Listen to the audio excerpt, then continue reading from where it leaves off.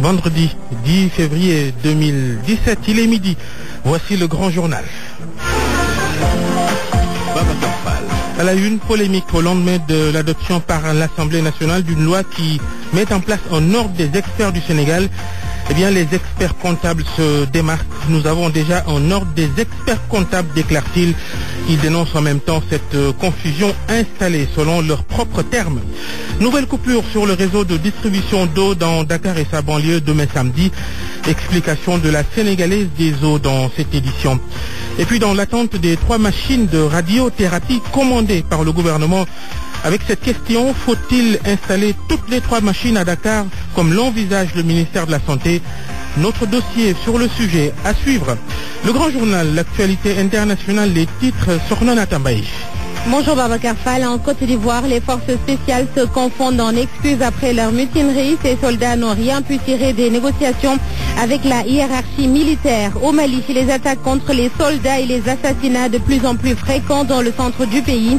La MINUSMA opte pour un renforcement des effectifs. Dans ce journal également, nous allons parler de la loi anti-immigration de Trump rejetée par la Cour d'appel de San Francisco. Et le journal des sports sera présenté par Solotiam. Bonjour.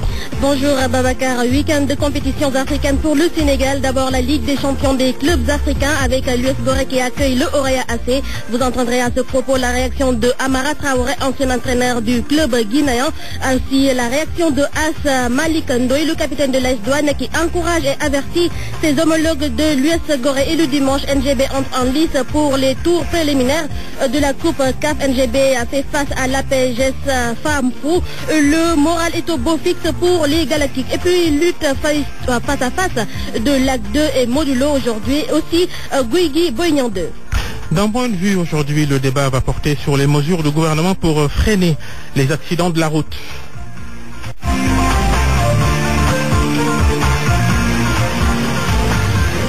Babacar Fall. Aussitôt installée, aussitôt la première polémique, l'Assemblée nationale a adopté hier la loi portant création de l'ordre des experts du Sénégal. Les experts comptables ne se sentent pas concernés et parlent de méconnaissance du sujet par les députés parce qu'il y a déjà un ordre des experts comptables au Sénégal. Barthélémy Ngom. Ils ont déjà leur ordre. Les experts comptables ne se sentent pas concernés par la loi portant création de l'ordre des experts du Sénégal, votée hier par les députés. Un des responsables de l'ordre des experts comptables soutient que la loi a été votée par méconnaissance. Pour lui, les députés ignorent les lois. Le faible niveau des députés est donc manifeste si l'on sait qu'en application à une directive de l'UEMOA, le Sénégal a adopté un nouveau cadre des professions d'experts comptables par la loi numéro 2005 du 10 janvier 2000 portant création de l'ordre national des experts comptables. Au regard de cette loi donc, les experts comptables soutiennent qu'ils ne sont pas concernés par la loi votée hier qui, selon eux, installe une totale confusion. Mieux encore, selon le texte, l'accès à la profession d'expert comptable est conditionné par l'obtention d'un diplôme d'expertise comptable niveau Bac plus 8. En plus, les experts comptables exercent leur profession suivant des normes internationales édictées par une instance reconnue au niveau mondial. Ce qui, selon eux, n'est pas le cas pour les autres experts. Donc, en créant un ordre des experts du Sénégal et en y incluant une profession d'expert comptable qui est déjà régie par une loi depuis 2000, on installe un désordre parce qu'il s'agit là de regrouper tous les experts dans un même ordre alors que les qualifications ne sont pas les mêmes, de même que les conditions d'exercice. Pour terminer, l'expert comptable dans son message demande aux députés de mesurer les conséquences d'une loi mal préparée.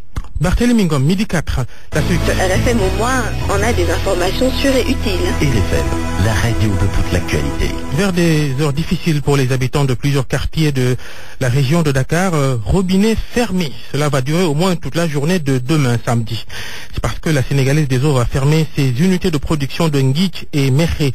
Le directeur de l'exploitation de SDE, Djeriba, au téléphone avec Antoine Diouf. Il s'agit de travaux d'amélioration, plus précisément c'est de la protection catholique, donc, qui sont entrepris par la société de patrimoine, la SONES, au niveau de l'usine de Nguitch. C'est sur la conduite du lac de Guerre. C'est un peu pour la protéger contre la corrosion. C'est des travaux qui vont nécessiter l'arrêt de cette usine-là entre 6h du matin et 18h demain samedi. Comme d'habitude, on a pris toutes les mesures pour déjà remplir au maximum les réservoirs durant la journée d'aujourd'hui, de façon à ce que demain, avec l'arrêt, qu'on puisse garder au maximum la continuité du service.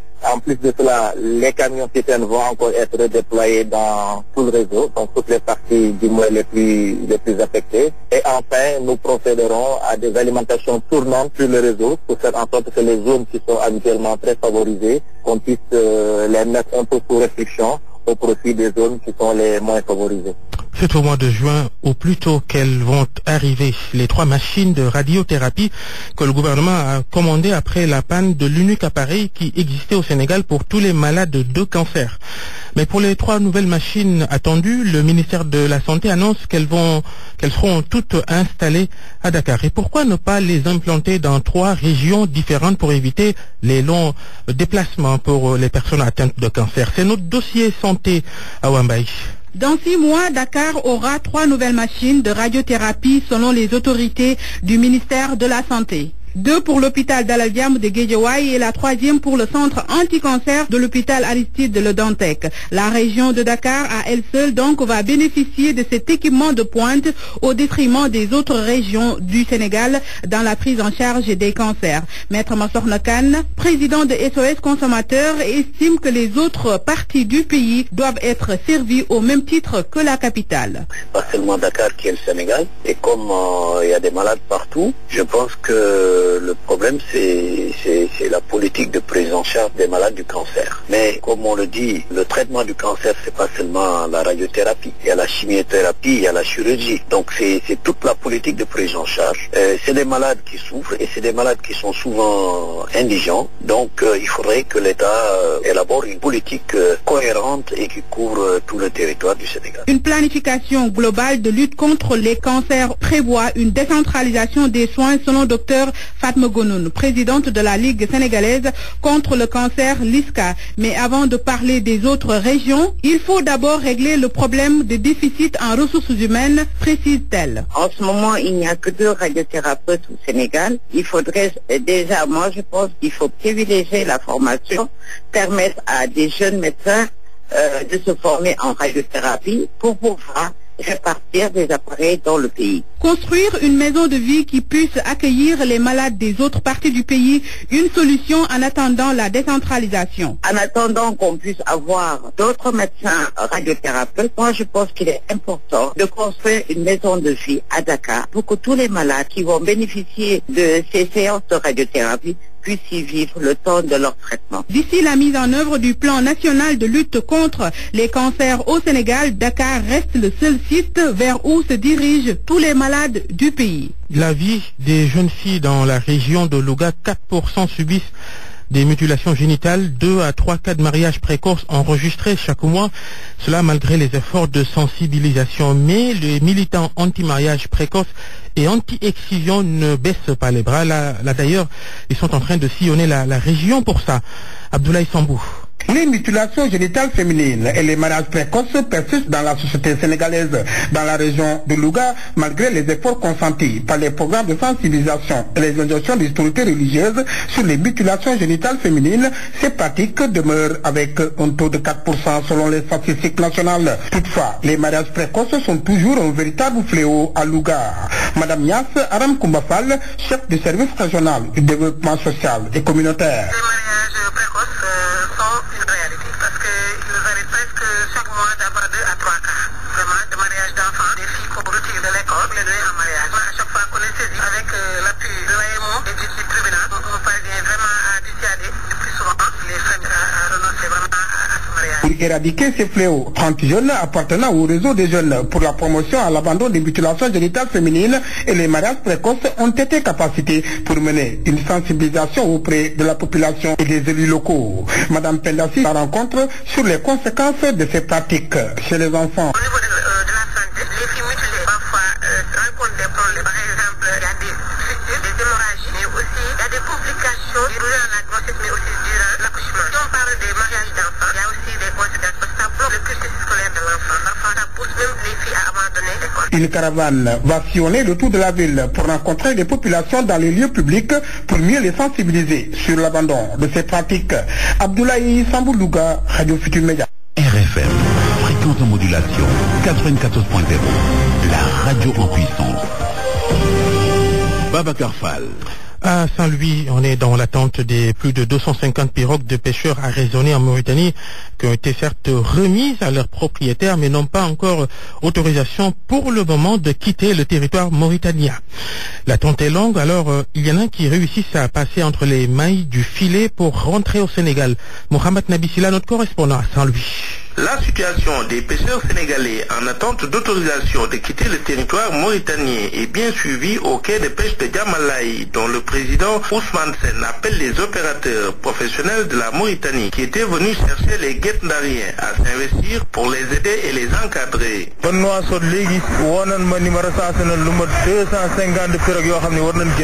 Entre Nouadhibou et Nouakchott, il y a au moins 250 pirogues et leur équipage. Nous attendons toujours, mais les professionnels de la pêche, ce sont eux qui devaient prendre en charge les pêcheurs qui sont en difficulté là-bas pour les appuyer pour la nourriture, mais également pour leur bien-être, car ils étaient venus jusqu'à Saint-Louis pour leur demander d'embarquer et de pêcher pour eux. Pendant ce temps, des postes frontaliers de police comme Kokumbach sont pris d'assaut par des pêcheurs clandestins qui arrivent par dizaines. C'est parce que c'est dur de l'autre côté. On ne sait même pas ce qui se passe réellement, quel est le problème. Quand nous étions en mer, ils ont arraisonné les pirogues pour demander s'il y avait des Sénégalais et même des étrangers pour nous demander simplement de débarquer. Et nous avons pris cette option de traverser cette frontière pour arriver ici. À signaler que la résignation semble être l'option prise par les guet-ndariens qui ne sont plus dans la logique de violer les frontières maritimes de la Mauritanie. RFM Saint-Louis, Mohamed Nabissila. Et des nouvelles des 3 pêcheurs sénégalais qui ont reçu des tirs de garde-côte mauritaniens. Ils se portent de mieux en mieux. Il y en a même un qui est sorti de l'hôpital. C'est le ministre de la Pêche qui donne de leurs nouvelles. Oumar Gueye en tournée, en visite à Kaolack. Justement, la réhabilitation du port de Kaolack, le ministre de la Pêche a beaucoup tergiversé dans ses réponses devant les nombreuses interpellations sur quand ça va commencer. Des propos d'Oumar Gueye recueillis par Ibrahima Diamé. Vous savez que le port de Kaolack est une passion des Kaolackois, porté entre autres par le président de la Chambre de commerce et d'industrie de Kaolack, Serigne Mboup, et tant d'autres personnes qui nous ont parlé du port de Kaolack. C'est un dossier extrêmement important sur lequel le gouvernement travaille. Le port de Dahonga existe. Toute étude de faisabilité du port de Kaolack doit nécessairement aussi intégrer Dahonga. C'est la raison pour laquelle le gouvernement y travaille sur la rentabilité du port, sur son financement, sur d'autres perspectives qui pourraient être ouvertes, notamment, M. le ministre a parlé des zones industrielles, etc., qui pourraient être adossées à un port. Donc il faut intégrer tous ces éléments-là et trouver des ressources nécessaires si la décision est prise de construire le port de Kaolack pour pouvoir avancer. C'est la raison pour laquelle aujourd'hui, je ne pouvais pas, en ma qualité de ministre, dire devant l'assistance que le port va démarrer demain, après-demain, dans 1 mois, dans 2 mois, dans 6 mois. C'est un dossier qui est dans notre pipe. Nous sommes en train de l'étudier avec toutes les propositions et le moment venu, la décision finale sera prise. Le grand journal sur RFM, midi et 13 minutes. Les organisations non gouvernementales qui interviennent au Sénégal, particulièrement en Casamance, commencent à sentir les effets du désengagement de plusieurs bailleurs. Aujourd'hui, certains de ces ONG préconisent l'adoption par nos États de mécanismes d'adaptation interne pour assurer la relève. Les ONG bénéficiaires, quant à elles, appuient ce plaidoyer. Lamine Ba, notre correspondant à Ziguinchor. Dans un contexte international marqué par un retrait de plus en plus croissant des bailleurs, il devient plus difficile pour les organisations non gouvernementales de trouver des sources de financement pour réaliser leurs activités sur le terrain. Les ONG qui interviennent en Casamance dans le cadre de l'appui à la reconstruction et à la politique de réinsertion des victimes et autres déplacés du conflit n'échappent pas à la situation. C'est pourquoi certaines de ces ONG préconisent l'adoption de mécanismes d'adaptation de la part des États et des organisations de société civile pour continuer à relever les défis. Catherine Gillet est la directrice du programme Afrique Cap Ouest à Handicap International. C'est vrai qu'aujourd'hui, il est toujours de plus en plus difficile de s'inscrire et de trouver des opportunités, notamment financières, dans une politique internationale qui n'est pas très favorable. Et justement, il faut trouver les moyens pour le faire. Il faut une relève de la part de l'État, il faut une relève de la part des personnes handicapées elles-mêmes, des associations, bref, de tous les acteurs concernés. Il faut une consolidation et c'est ça qui est le défi aujourd'hui. Les organisations bénéficiaires des interventions de ces ONG ne cachent pas leurs inquiétudes car elles estiment que le besoin d'être soutenues et accompagnées est encore là. C'est ce que nous explique le président de l'Union régionale des personnes en situation de handicap. Il s'appelle Alassane Badiane. C'est une continuation des projets au niveau de Handicap International ici au niveau de Ziguinchor. Beaucoup de choses restent à faire, d'autant plus que Ziguinchor est la région la plus qui a la prévalence du handicap la plus élevée, 8,1% par rapport à la moyenne nationale qui est de 5%. La question sur la raréfaction des sources de financement pour les ONG a été posée à l'occasion de la célébration des 20 ans de handicap au Sénégal. Une occasion saisie par les acteurs de différents secteurs pour saluer le bilan de l'ONG. Lamine Ba, Ziguinchor, Radio Futur Média. Il y a 3 jours, mardi dernier, on commémorait le 31e anniversaire de la disparition du savant sénégalais Cheikh Anta Diop qui repose depuis dans son village natal de Tchaïtou, dans la région de Diourbel. Tchaïtou, une localité difficile d'accès. Les travaux de construction d'une route ont démarré, financement par la Banque islamique de développement. Les études sur les impacts environnementaux entamées. Des informations confirmées par un ministre conseiller du chef de l'État, Babacar Diouf. Le village de Tchaïtou sera bientôt desservi par une route bitumée. La Banque islamique de développement s'est engagée dans ce sens. La révélation a été faite par Morngom, ministre conseiller du président de la République. C'était en marge du Gamou annuel de Gawane dans le département de Bambey. Je peux vous montrer le message qu'un responsable de la Géroute m'a envoyé pour une visite réservée aux dirigeants de la BID qui avaient déjà fait les enquêtes sur place. L'étude d'impact environnemental est en cours.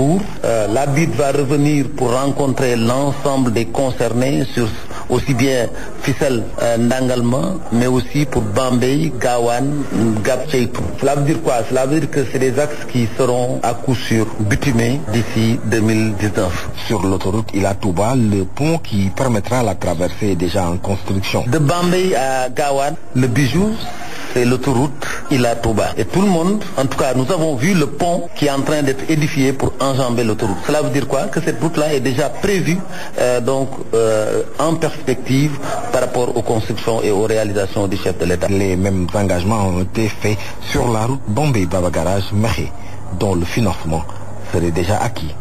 Bambey, RFM, Babacar Diouf. RFM. L'actualité internationale. Avec Sorno Natambay, la Côte d'Ivoire avec la fin du mouvement du mort des forces spéciales. Les négociations entre la hiérarchie militaire et les mutins n'ont presque rien donné. Les soldats n'ont pas eu gain de cause. Ils ont même présenté des excuses au peuple et à leurs responsables. Daouda Diouf. C'est à la suite de pourparlers entre la hiérarchie militaire et les mutins que ces derniers qui se disent se parler entre soldats ont compris et ont présenté des excuses aux populations d'Adiaké. Ces militaires bénéficient d'un statut spécial. Ils tirent en l'air pour réclamer des primes. Aujourd'hui, le calme est revenu dans la ville d'Adiaké où commerce et écoles ont rouvert leurs portes. Mais il faut dire que même si les mutins ont regretté leurs actes en présentant les excuses aux populations, il faut signaler qu'ils n'ont pas eu gain de cause parce que n'ayant aucune négociation avec le gouvernement ivoirien. D'ailleurs, le mouvement d'humeur a été condamné par les autorités étatiques. On reste dans ce pays malgré les incidents survenus avec des soldats. La mission de l'ONU en Côte d'Ivoire va se retirer dès le 15 février prochain. La représentante spéciale du secrétaire général de l'ONU l'a confirmé au Conseil de sécurité. Le retrait sera effectif le 30 juin 2017. Selon Aïchatou Mindaouda, l'ONUCI a rempli son rôle conformément au mandat en 14 ans de présence et aujourd'hui sa présence n'est plus nécessaire. Et le Mali, la mission des Nations Unies veut renforcer ses éléments dans le centre du pays. Les attaques contre les forces armées maliennes se multiplient et les assassinats ciblés sont fréquents. Au cours de l'année écoulée, plus d'une centaine de notables et leaders communautaires accusés de collaborer avec les autorités ont été tués. Ces premières semaines de l'année 2017 n'arrangent pas les choses. Le chef de la MINUSMA estime qu'il faut de nouveaux moyens. L'ONU tarde à déployer ses troupes parce que le gouvernement malien refuserait d'admettre qu'il perd peu à peu le contrôle de la région. Depuis le début de l'année, plus de 50 écoles ont été fermées à cause du manque de sécurité. Le Congo maintenant, le Congo-Brazzaville, avec un gâteau d'1 milliard de francs CFA pour 19 partis politiques. Et pourtant, le pays compte au total 153 partis, mais l'État va seulement subventionner les 19. C'est une annonce du ministère de l'Intérieur. Parmi les critères retenus pour disposer de l'aide, le nombre des élus au niveau des institutions électives. Selon un communiqué du ministère, il est interdit aux partis politiques bénéficiaires de l'aide de recevoir des financements des personnes publiques, privées, étrangères, des églises ou simplement des dons. Et puis les États-Unis, le décret anti-immigration de Donald Trump ne convainc pas toujours. La Cour d'appel fédérale de San Francisco a rejeté ce décret statuant en faveur de l'État de Washington, mais Trump déclare déjà qu'il va se plaindre devant la Cour suprême. Washington, Baba Aydara. Le président américain Donald Trump vient de voir sa demande de réinstaller son décret anti-immigration rejeté par la Cour d'appel de San Francisco. C'est dans l'unanimité que les 3 juges ont infligé un camouflet au successeur de Barack Hussein Obama.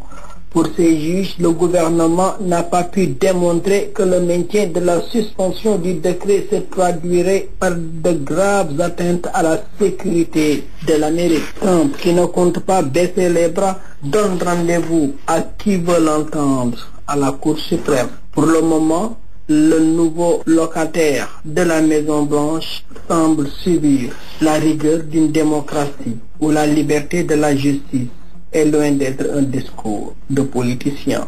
Babaïda, Washington, pour la radio Futur Média. Et voilà, Babacar, c'est tout pour l'actualité hors de chez nous. Merci, Sorno Natambaï. Parole aux auditeurs. L'actualité, qu'en pensez-vous? Moi, je pense que vous devez. Réagissez dans nos éditions d'information sur l'actualité. Bonjour. Oui, bienvenue sur cette antenne de RFM. Du lundi au vendredi, vous avez la parole sur RFM. Notre débat d'aujourd'hui va porter sur les mesures du gouvernement pour faire freiner les accidents de la route. RFM. Journal des sports, Solotiam, bonjour. Bonjour Babacar Fall. Du football avec la Ligue des champions en Afrique, jour J-1 pour l'US Gorée. L'heure est au dernier réglage pour les insulaires. Les poulains de Alemal se disent prêts à entrer dans le vif du sujet. L'US Gorée fait face à Orea AC ce samedi au stade d'Emba Diop. C'est pour le compte des tours préliminaires de la Ligue des champions. Le club guinéen est en quelque sorte, Babacar, la bête noire des clubs sénégalais, car le Orea AC avait éliminé l'AS Douane lors de l'édition précédente. Occasion saisie pour nous rapprocher d'un joueur qui avait rencontré à 2 reprises le Orea AC, Asmalik Ndoye il s'appelle. Le capitaine des Gablous encourage et avertit ses homologues de l'US Gorée. Asmalik, que je vous propose d'écouter. Ce qui est de l'aspect judiciaire, on n'en parle pas, c'est pas notre problème. Mais l'essentiel, ce qu'on veut dire tout simplement, c'est que... Ça m'étonnerait que Asmalik Ndoye parle de justice, erreur sur l'élément. On poursuit, il y en a un quand même qui connaît bien le club guinéen de l'Orea AC. Et c'est l'ancien international sénégalais, il s'appelle donc Amara Traoré. Il estime que le Orea AC est une équipe très bien organisée, qui connaît le football sénégalais et elle compte en son sein beaucoup de joueurs internationaux. Bon, c'est une équipe qui a le moins de sa politique et est présente sur la scène africaine depuis un certain temps, même si cette équipe a du mal à passer pendant les phases de poule. La seule fois où on a approché les phases de poule, c'est quand j'ai entraîné cette équipe pendant 4 mois. Donc, pour vous dire que c'est une équipe qui s'organise et qui est souvent là et que maintenant qui commence à maîtriser cette compétition. Donc c'est une de ses forces donc. Et maintenant, c'est une équipe qui a beaucoup d'internationaux africains et qui a un entraîneur qui a un vécu, qui a un entraîneur d'expérience, qui a les moins de sa politique. Donc c'est une équipe vraiment dangereuse. Et maintenant, vous savez, mais le football c'est un tout. Mais il leur manque toujours ce petit brin de chance qui permet à cette équipe-là de passer les phases de poule, qui est l'ambition majeure du Orea. Coach Amara, à quel genre de match doit-on s'attendre pour cette affiche US Gorée Orea AC? Le Orea qui va venir pour essayer d'attendre, essayer d'être intelligent, attendre sans attendre, et puis maintenant Gorée est obligé d'attaquer parce que c'est le Gorée qui joue à domicile, donc obligatoirement il faut que Gorée marque les buts, mais il faut savoir que le classement de Gorée ne reflète pas l'équipe de Gorée. Hein. Gorée c'est une équipe bien organisée, qui joue bien et qui perd ses matchs souvent en fin de match. Donc je pense que si l'Orient sous-estime Gorée, donc l'Orient fera une grosse erreur. L'ancien entraîneur de Orient AC de Conakry, Amara Traoré. Et pour ce qui est du tour préliminaire de la Coupe de la Confédération, Niary Tally entre en lice après-demain dimanche. En terre camerounaise, depuis mercredi, les protégés de Demba Mbaye affûtent leurs armes pour faire face à APGS Famfo. Ce dimanche, une rencontre qui oppose deux novices de cette compétition. Pour le moment, le moral est au beau fixe, nous dit à certains joueurs que vous aurez l'occasion d'entendre dans nos prochaines éditions. Babacar. Toujours en football avec l'équipe U20 du Sénégal qui prépare la CAN de la catégorie. Match amical ce soir à Dakar contre le Kenya. La rencontre est prévue au stade Léopold Sédar Senghor à 17h. Les Koto Boys vont rencontrer la sélection U20 du Kenya à 2 reprises et tout cela dans le cadre de la préparation de la CAN U20 Zambie 2017 prévue du 26 février au 12 mars prochain. À rappeler que le Sénégal est logé dans la poule B avec le Soudan, le Cameroun et l'Afrique du Sud. À l'issue de cette Coupe d'Afrique des Nations U20, les 4 équipes demi-finalistes vont directement se qualifier au mondial de la catégorie prévue en Corée du Sud. Lutte traditionnelle Soda pour terminer avec les combats Lac 2 Modulo et Guigui Boignang, les protagonistes premiers face à face ce soir à la télé. Initialement prévu le 11 février, c'est finalement aujourd'hui que les lutteurs vont s'affronter pour un bataille psychologique argument contre argument et cela avant le combat du 5 mars prochain pour Guigui et Boignang 2, un combat initié par Pape Abdoufal Productions. C'est tout Babacar pour cette page des sports. C'était Sodotia, merci. RFM, la chronique du jour. Chronique du vendredi de Mamoudou Ibrakan, l'homme d'affaires Kabirou Mbodj et le juge Ibrahim Hamidou Dème, les deux stars de la semaine. D'abord le patron de Wari et le jackpot Tigo, un privé national qui gagne. Sauf tremblement de terre, Kabirou Mbodj est bien parti pour être l'homme de l'année 2017. Les prétendants au titre auront du mal à détrôner le grand boss de Wari, désormais mania du mobile. Tente ta chance et deviens roi du bingo. Et Tigo est dans ta poche, aurait dit un mordu de la loterie. Oh que non. La prouesse que vient de réaliser Kabirou Mbodj est loin de relever d'un jeu de hasard. Le fameux Nyanu Wadjour, bénédiction des parents ou Ligéyundei Anyum Dom, l'enfant ne récolte que ce que sa maman aura semé, traduction littérale. Cet adage de chez nous, souvent mis en avant pour justifier la réussite sociale, en réalité pour dévaloriser le mérite, a peu de chances de se réaliser pour un partisan du moindre effort. Travaille pour t'accomplir, travaille justement pour honorer tes parents. Il faut bien avoir le culte du travail pour acheter un opérateur de la dimension de Tigo. 80 milliards sur la table, ce n'est pas petit. Pour les adeptes d'un privé national fort, l'OPA réussi par l'homme d'affaires sénégalais ne peut que rassurer en dépit des résistances d'une société sénégalaise coupeuse de têtes émergentes. Dans un contexte où la dénonciation d'une trop grande présence étrangère dans l'économie domestique s'intensifie, cette prouesse de l'année d'un national pur sang redonne de l'espoir. Tout est possible à force de travail. L'émergence de champions économiques est au prix d'un grand patriotisme économique. Des Kabirou Mbodj ayant pris le risque d'investir dans des secteurs fortement concurrentiels et largement dominés par de puissantes firmes étrangères, il y en a dans ce Sénégal. Le médaillé olympique du mobile, appelons-le ainsi, mérite de la nation et d'être reçu par la plus haute autorité du pays. Avec tous les honneurs, s'il vous plaît, dus à un athlète rentré au bercail avec la coupe ou la médaille d'or. N'est-ce pas qu'on parle de champion économique? Des honneurs mérités sans préjudice du respect des règles de la concurrence régissant le secteur des télécommunications. Il n'y a pas de mal pour un État à honorer et à protéger ses champions économiques. Le leadership transformationnel dont on parle tant a là une bonne occasion de s'exprimer. Les décideurs politiques actuels et futurs doivent saisir l'opportunité Kabirou Mbodj pour se débarrasser de tout complexe du colonisé économique en se lançant courageusement dans la promotion de capitaines d'industrie nationaux.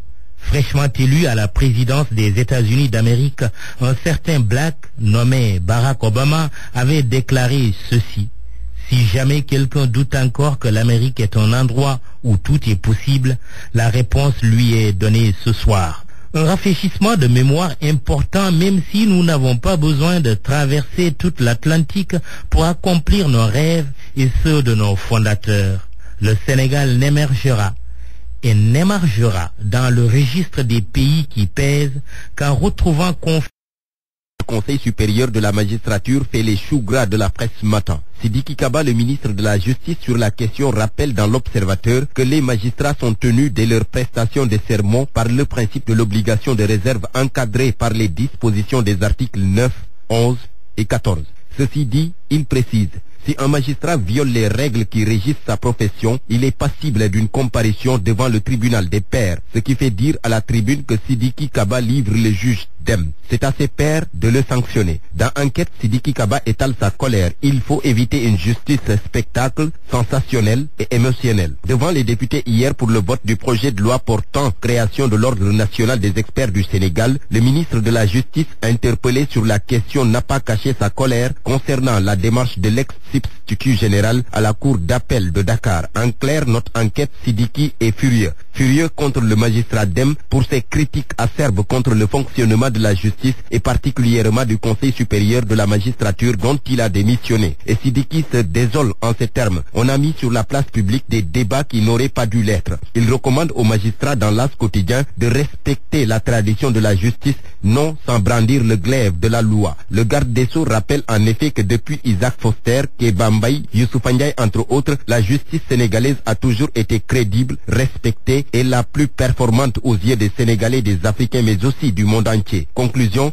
certaines positions sont contraires au statut des magistrats, tonne le garde des Sceaux, qui dans Walf Quotidien se veut plus clair. Hamidou Dem a violé son obligation de réserve. Ce n'est pas moi qui ai insulté, mais les autres magistrats, laisse entendre Sidiki Kaba à la une du journal. L'Observateur sur un autre malaise, cette fois-ci au Parti démocratique sénégalais. Aïda Mbodj, une épine dans le pied du PDS, écrit mon confrère: la crise est réelle. L'Obs en veut pour preuve l'attitude de la présidente du groupe parlementaire des libéraux et démocrates. Elle ne se cache plus. Aïda, selon l'Obs, a un agenda qui lui est propre, qu'elle est en train de dérouler tranquillement. Une démarche solitaire selon le journal, car au moment où le Parti démocratique sénégalais entame une tournée politique, la Lionne du Baol a aussi sa propre tournée. Aïda travaille plutôt à la massification de ce mouvement, l'Alliance nationale pour la démocratie. Cerise sur le gâteau, la section départementale de Rufisque du dit mouvement l'a déjà investi pour la présidentielle de 2019, au moment où le PDS a choisi Karim Wade comme candidat, fait savoir l'Obs, qui a d'ailleurs donné la parole à Farba Senghor. Selon lui, un jour viendra, personne ne pourra plus retenir Aïda. Vox Populi retient et fait retenir cette tension hier au siège du Parti socialiste lors de la réunion du secrétariat exécutif national. Le journal qui raconte la scène note que des gorilles ont empêché à Barthélémy Diaz de prendre la parole après la réunion. Mais Barth se déchaîne avec cette phrase: au-delà de 2018, Ousmane Tanor Dieng ne pourra plus se prévaloir d'une légitimité. La scène donc sous les yeux de maître Moussa Bocar Thiam, qui lui se veut clair: si des camarades déposent une liste aux législatives, ils seront auto-exclus du parti. Idrissa Diallo répond dans Enquête: c'est Ousmane Tanor Dieng qui doit être exclu du Parti socialiste. Loin de cette querelle au Parti socialiste, le quotidien fonce sur les autoroutes Ila Touba et Diamniadio à IBD. Mon confrère parle d'autoroute de la colère. Ici, c'est le Y'en a marre des travailleurs, souligne le quotidien. Y'en a marre de leurs mauvaises conditions de travail et ils l'ont dit à la délégation de députés conduite par Moustapha Diakhaté, venu s'enquérir de l'état d'avancement des travaux. À l'autoroute Ila Touba, le salaire de base des travailleurs est de 76 000 francs CFA, alors que les agents travaillent de 7h à 18h30, témoigne Souleymane Dieng dans les colonnes du quotidien. Libération revient sur l'affaire Diadjiba et informe que le lieutenant-colonel est prêt à transiger. En clair, le douanier accepte le principe de la négociation. Il a déjà fait des propositions en ce sens au parquet spécial. Diadjiba décide donc, selon Libé, de donner une partie de ses biens au parquet spécial, comme l'avait fait un certain Taïb Ndiaye. Les suites de la panne de l'appareil de radiothérapie de l'hôpital de Dantec. Direct Info dénonce un silence coupable des syndicats de la santé. Accident de la route, 4 morts et 8 blessés hier entre Pout et Thiès, rapporte l'Observateur. Et face à la récurrence des accidents, le gouvernement réagit dans le soleil. Une série de mesures prises hier lors du Conseil interministériel sur la sécurité routière pour arrêter l'hécatombe. Première mesure dans la tribune,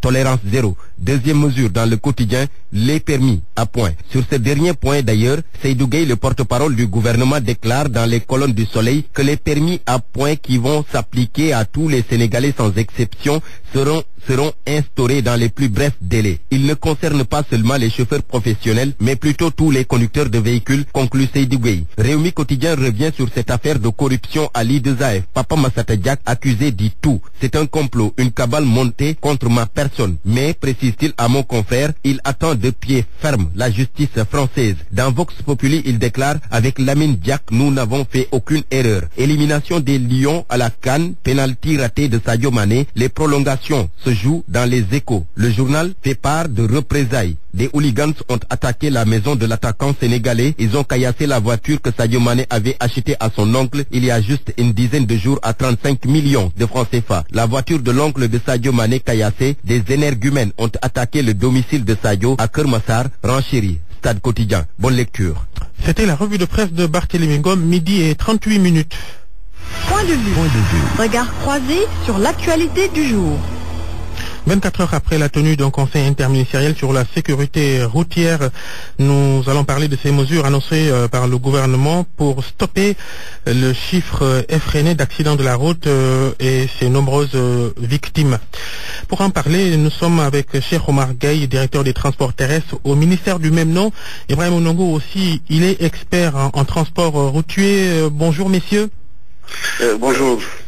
Ibrahim, Cheikh Omar Gueye, d'abord directeur des transports terrestres, ces mesures du gouvernement, à part le permis à point, vous revenez un peu sur ce qui a été décidé pour davantage de sécurité routière au Sénégal. Merci Babacar. Donc hier effectivement on a tenu le conseil interministériel, donc présidé par le Premier ministre qui a vu la participation de tous les acteurs. Alors les mesures phares qui ont été prises effectivement en dehors du permis à point, c'est effectivement renforcer le contrôle routier axé sur la sécurité routière. Ce qui se passe le plus souvent, le contrôle est axé sur des documents administratifs. Maintenant, le contrôle sera, en plus des documents administratifs, orienté sur sécurité routière, c'est-à-dire l'état du véhicule et autres. L'autre problème est relever aussi les sanctions qui sont prévues par le code de la route, relever ces sanctions-là. L'autre aspect, c'est appliquer la réglementation sur la circulation des véhicules, surtout les véhicules de transport public, de passagers ou de marchandises, dans toute sa rigueur. Ça veut dire quoi? Lutter contre les surcharges de passagers. Les contrôles techniques des véhicules. On en reviendra. Donc les surcharges de passagers et de bagages, la circulation des deux roues, le maraudage, le transport clandestin. Maintenant, vous avez parlé de ça, effectivement, le contrôle technique des véhicules. Généraliser la mise en place de centres contrôle technique modernes sur l'étendue nationale et du territoire national. Et pour Dakar, inciter à la fréquentation du centre de contrôle technique parce qu'on a constaté pas vraiment nouveau tout ça. Peut-être le permis à point, c'est la seule innovation, peut-être permis à point qui sera appliqué. Avant de vous redonner la parole, l'avis de Ibrahim Ondongo, expert en transport routier, vous pensez que ces mesures peuvent aider à arrêter ces accidents de la route? Rien que dans la journée d'hier, 6 morts, 4 à Fatick, 4 entre Thiès et Pout, 1 à Louga et 1 à Sédhiou. Vous pensez que l'application du permis à point peut aider à réduire le nombre d'accidents sur les routes sénégalaises? Bonjour Babacar, moi je dis que aujourd'hui nous sommes face à une situation vraiment dramatique. Vous avez parlé de 6 tués hier, mais il faudra ajouter aussi l'élève qui est tué à Ouakam. Oui. Donc, il n'y a rien de nouveau. Il faut dire que aujourd'hui, la route tue trop au Sénégal. Et si l'État prend des mesures dans le sens de réduire cette hécatombe, on ne peut que applaudir. Bon, pour ce qui concerne principalement le permis à point dont vous parlez, moi j'ai eu une position qui n'a pas varié jusqu'à présent. C'est bien de l'instaurer, mais il faut dire que nous importons une technologie et une façon de vivre européenne, principalement. Et que si aujourd'hui, en Europe, les accidents, le nombre de tués a baissé, contrairement au nombre d'accidents, il faut faire attention, il y a une petite nuance. Le nombre de tués a baissé, c'est parce qu'il y a eu le permis à point, certes qui a eu ses effets, mais il y a eu d'autres mécanismes qui ont permis de réduire le nombre de tués, notamment la prise en charge pré-accident, pré-hospitalière, hospitalière et post-hospitalière, avec des moyens de secours très performants. Les secours qui arrivent vite quand il y a accident. Exactement. Et dans un pays comme le Sénégal, l'arrivée tardive des secours sur les lieux d'accident, eh bien, il y en a qui succombent entre-temps. Oui, c'est voilà qui succombent. Ce qui gonfle les chiffres, oui. Alors, il y a ça. Et ensuite, il y a l'apport des technologies embarquées automobiles. Aujourd'hui, il est évident que les technologies embarquées, notamment le système antidémarrage en cas d'alcoolémie du conducteur, l'ABS et ses dérivés, l'EPS et beaucoup d'autres, la limitation de vitesse automatique. Bon, voilà des solutions qui ont permis de réduire carrément le nombre de tués en Europe. Au Sénégal, moi je dis que ce n'est pas une mauvaise chose d'avoir le permis à point. Seulement, il y a des préalables qu'il faut régler. Permettez-moi de dire bonjour à mon ami et frère Gaï, avec qui vraiment nous discutons très souvent de tout cela. Parce que vraiment, il ouvre son bureau et on peut y aller tous les jours.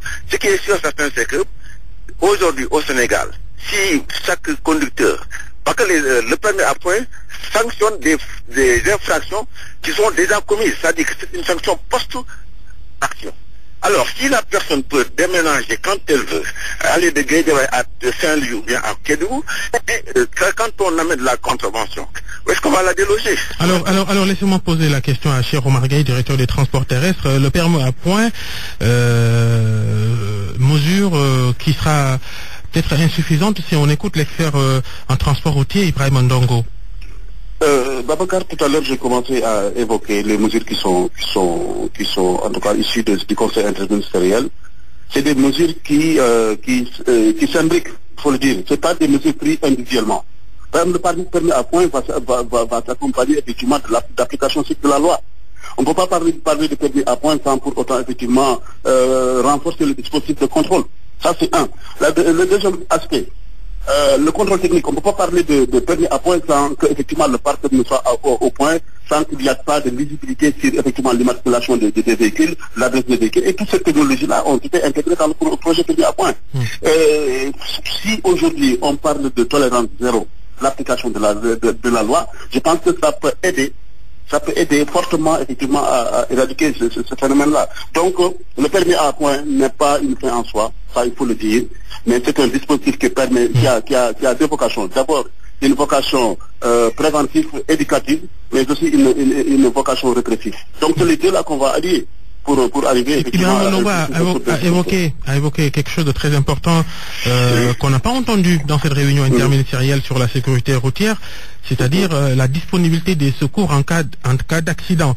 Il y en a qui pouvaient être sauvés. Ça a été évoqué, d'ailleurs c'est une mesure effectivement. C'est une des mesures phares. Le Conseil interministériel a fait ressortir 31 mesures. Et on a annoncé juste 6 mesures au niveau de la presse. C'est 31 mesures. Quand est-ce que tout cela pourrait prendre? On connaît l'état un peu des casernes de pompiers au Sénégal, les moyens extrêmement réduits, surtout à l'intérieur du Sénégal. Il y a du travail à faire. Oui, il y a du travail à faire, mais il faudra commencer par quelque chose. Il faut d'abord déjà montrer la voie, effectivement, mettre à disposition les services d'accueil et d'urgence aussi, multiplier les familles au niveau de capitale régionale pour pouvoir effectivement non seulement accueillir les accidentés, mais les suivre. Ça, c'est une chose. Maintenant, effectivement, il y a le transfert des secours en cas d'accident. Là aussi, c'est des efforts qui allent. Donc, c'est un tout. Et l'État, en ce moment, est prêt vraiment à prendre le corps, tout cet aspect-là. Et il y a un comité, en tout cas, de suivi et d'évaluation qui a été mis en place par le Premier ministre pour vraiment évaluer tout ça et mettre en œuvre tout ce projet-là. Bien, merci cher Omar Gueye. Une dernière question, 30 secondes avec Ibrahim Ndongo. Vous êtes expert en transport routier, je le rappelle. Il y a aussi le système, c'est-à-dire instauration du permis à point. Les automobilistes peuvent échapper à l'application de cette mesure quand on sait que parfois des négociations peuvent intervenir entre conducteurs de véhicules et forces de police et de gendarmerie préposées dans la circulation. Vous voyez ce que je veux dire? Je vois bien, mais donc je peux revenir là-dessus, c'est pour vous dire que l'efficacité du permis à point réside en cela, c'est-à-dire que si les infractions sont automatisées, ça c'est super, c'est très bien. C'est quand il n'y a pas, parce que j'en ai discuté franchement avec M. Gaye, il m'a dit qu'effectivement il est prévu de réduire au minimum le contact agent et contrevenant. si ce n'est pas automatisé, c'est-à-dire que l'infraction commise est immédiatement... L'installation de radar, par exactement, exemple. Exactement. À un centre d'analyse des accidents de la route. Donc, parce que le permis à point vise essentiellement le propriétaire du véhicule, parce qu'il est flashé. Il est flashé. Le conducteur, on ne le connaît pas, généralement. Mais donc c'est ça qui fait que bon, je suis un peu sceptique parce que avec tout ce que ça fait comme trafic, je vous assure qu'en France aujourd'hui, il y a près de 300, c'est des statistiques officiellement annoncées, hein, entre 300 000 et 600 000 Français qui conduisent sans permis, qui ont 0 point. Et qui disent que si on les prend, ils disent qu'ils n'ont pas d'autre chose à faire parce que leur activité est liée à l'automobile, à la conduite. Il y a 14 millions de points qui sont retirés chaque année. 14 millions de points qui sont retirés chaque année. Il y a 90 000 à 100 000 permis qui sont annulés chaque année.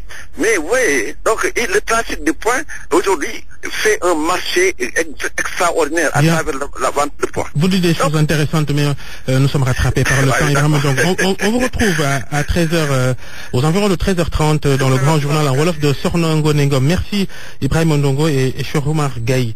Midi 48, merci de nous avoir suivis. C'était le grand journal sur RFM.